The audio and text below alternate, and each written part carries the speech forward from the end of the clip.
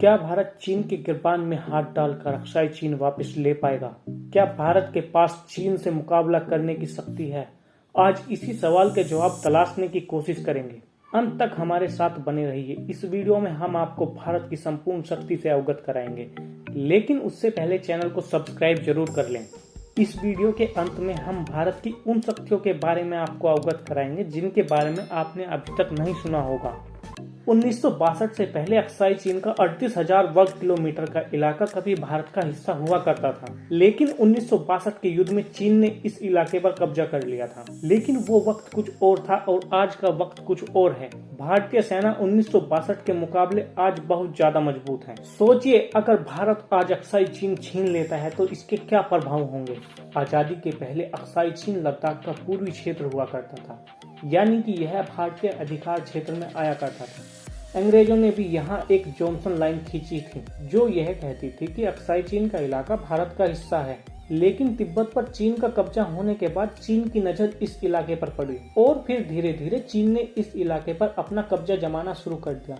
देखते ही देखते उसने इस इलाके में एक हाईवे बना डाला जिसे आज हम काराकोरम हाईवे के नाम से जानते हैं। जब ये बात भारत की तत्कालीन सरकार को पता चली तो उसने एक फॉरवर्ड पॉलिसी बनाई। इस पॉलिसी के अनुसार भारतीय सेना के जवानों को अक्साई चीन के इलाके में जाकर अपनी सीमा की रक्षा करनी थी। लेकिन चीन को ये बात बर्दाश्त नहीं हुई और 1962 में भारत और चीन के बीच जंग छिड़ गई। उस वक्त भारतीय सेना के पास ना ही बेहतरीन लॉजिस्टिक सपोर्ट था और ना ही बेहतरीन सप्लाई चेन और न ही बेहतर इंफ्रास्ट्रक्चर था, जिसके चलते भारत ये युद्ध हार गया और अक्साई चीन का 38,000 वर्ग किलोमीटर का इलाका चीन के कब्जे में आ गया। लेकिन 1962 के भारत में और आज के भारत में जमीन आसमान का फर्क है। 2021 का भारत एडवांस टेक्नोलॉजी और आधुनिक हथियारों से लैस है। जरा सोचिए, अगर आज का भारत अक्साई चीन को वापस लेने की कोशिश करता है तो कितनी संभावना है कि भारत अक्साई चीन को वापस ले पाएगा। लेकिन ये युद्ध दोनों देशों के लिए आसान नहीं होगा। अक्साई चीन का इलाका हाई ऑल्टीट्यूड क्षेत्र है। यहाँ का तापमान -50 डिग्री तक पहुँच जाता है। ऐसे तापमान में युद्ध लड़ना बच्चों का खेल नहीं है और ऐसी स्थिति में युद्ध लड़ना चीनी सैनिकों के लिए मुश्किल का सबब बन सकता है। लेकिन भारतीय सेना के लिए ये कोई नई बात नहीं है। शायद इसीलिए भारतीय सैनिकों को बेस्ट सोल्जर का खिताब दिया गया है। भारतीय सैनिक किसी भी परिस्थिति में रहकर अपने देश की रक्षा कर सकते हैं। इसका सबसे बड़ा उदाहरण सियाचिन ग्लेशियर है। यहाँ की खून जमा देने वाली ठंड में भारतीय सैनिकों ने अपना झंडा फहराया था, वो भी तब जब न तो भारत के पास ठंड से बचने के लिए कपड़े थे न ही जूते। लेकिन इसके बाद भी भारतीय सैनिकों ने इस पर जीत हासिल की और इस इलाके को अपने कब्जे में ले लिया था। जरा सोचिए, अगर आज के वक्त में भारत अक्साई चीन में जमीनी युद्ध छेड़ देता है तो जीत किसकी होगी? जीत भारत की होगी। और ये सब इसलिए संभव हो सकता है क्योंकि भारतीय कमांडो की ट्रेनिंग कोई आम ट्रेनिंग नहीं होती। इन्हें कठिन से कठिन परिस्थितियों में रहना सिखाया जाता है। अक्साई चीन एक ऐसा इलाका है जहाँ की परिस्थितियाँ एक आम इंसान की जान ले सकती हैं। लेकिन भारतीय कमांडो न सिर्फ यहाँ पहुँच सकते हैं बल्कि चीनियों के बेस को पूरी तरह तबाह कर सकते हैं। आज भारतीय सेना के खेमे में ऐसे ऐसे हथियार हैं जिनका कोई जवाब नहीं। भारत के पास K9 वज्रतोप, T-72 और T-90 टैंक जैसे खतरनाक हथियार हैं। इसके मुकाबले चीन के पास टाइप 15 लाइट टैंक मौजूद हैं।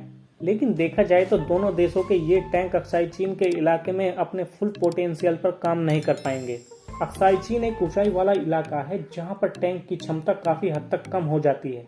वहीं अगर हवाई युद्ध छेड़ा जाए तो इसमें भी भारतीय वायुसेना पीछे नहीं है। पूर्वी लद्दाख में हुए विवाद के बाद भारतीय वायुसेना ने अपने आप को बहुत ज्यादा मजबूत किया है। हाल ही में ऐसी कई रिपोर्ट सामने आई हैं जिसमें कहा गया है कि चीन ने LAC पर अपने एयर बेस को बहुत मजबूत किया है। अगर हवाई युद्ध छिड़ता है तो इसमें भारत का जियोग्राफिक लोकेशन बहुत बड़ा प्लस पॉइंट होगा। चीन के जितने भी एयर बेस हैं वो हाई ऑल्टीट्यूड पर बने हुए हैं। इस वजह से चीन के लड़ाकू विमान अपने हाई पोटेंशियल पर काम नहीं कर पाएंगे। वहीं भारतीय एयर बेस जमीनी क्षेत्र पर स्थित हैं, जिसकी वजह से भारतीय एयर फोर्स के पास बढ़त हासिल है। मानकर चलिए, अगर भारत अक्साई चीन के इलाके को हासिल कर लेता है तो इसके दुनिया में क्या इम्पैक्ट होंगे। अक्साई चीन पर कब्जे के बाद काराकोरम हाईवे भारत के कब्जे में होगा। इसके बाद भारत चाहे तो सिंजियांग और तिब्बत की कनेक्टिविटी को ब्लॉक कर सकता है। अगर ऐसा हुआ तो चीन के लिए सबसे बड़ा सरदर्द बन जाएगा। अक्साई चीन वापस पाने के बाद इसका वर्ल्ड वाइड पॉलिटिक्स पर गहरा असर पड़ेगा। चीन का वन बेल्ट वन रोड का सपना अधूरा रह जाएगा। अक्साई चीन वापस लेने के बाद भारत चीन के दुश्मनों की नज़र में लीडर बन के उभरेगा। इसके बाद चीन के पड़ोसी देश चीन के द्वारा कब्जाई गई जमीन को वापस लेने की कोशिश करेंगे। हालांकि मिलिट्री हथियारों और टेक्नोलॉजी के मामले में चीन भारत से थोड़ा आगे है, लेकिन भारत का जियोग्राफिक लोकेशन भारत का पलड़ा भारी कर देगा। दोस्तों, वैसे तो युद्ध किसी भी देश के लिए सही नहीं होता, क्योंकि युद्ध का खामियाजा देश की जनता को भुगतना पड़ता है। लेकिन बात अगर आन बान और शान की आ जाए तो फिर देश की जनता भी पीछे नहीं हटती। इस पर आपकी क्या राय है? क्या भारत को अक्साई चीन को वापस लेने का प्रयास करना चाहिए या अक्साई चीन को ऐसे ही छोड़ देना चाहिए? कमेंट करके अपना जवाब जरूर दीजिएगा। अपने दोस्तों से इस पर अपनी राय जानने के लिए शेयर करना न भूलें।